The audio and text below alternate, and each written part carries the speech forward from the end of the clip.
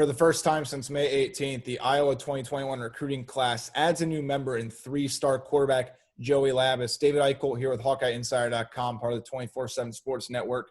Please be joined by recruiting analyst Sean Bach. Sean, this has been kind of in the works for a little while. Labas came across this type of kid that probably would have, maybe blown up on the camp circuit had there actually been able to have camps this summer. But what can you kind of tell us about Labas, his recruiting process, and kind of what he brings to the table?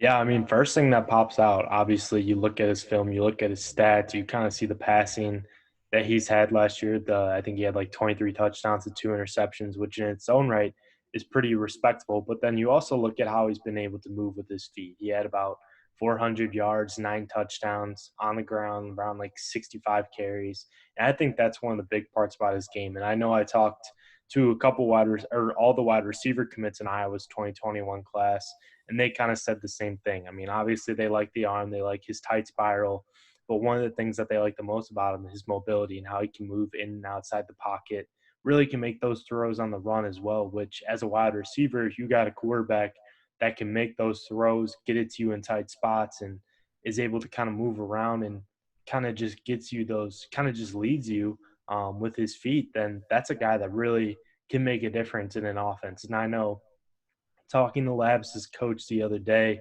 one of the things that really separate him, and same thing with what Joey said, is, I mean, hey, like no one else really in Iowa's quarterback room can use his feet the way Joey can on film.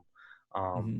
Obviously, I mean, it's not fair to the other guys to say that because we haven't really seen them live in action, but just looking at the high school film, the way Joey's able to use his feet, that adds a whole nother dynamic to this offense if he's the starting quarterback in a couple of years. So, I mean, I know a lot of people are kind of like, oh, Ball State flip, like whatever. But if you turn on the film, you look at his stats, you see what he did in the past year or so, you're kind of like, okay, like this kid's pretty legit.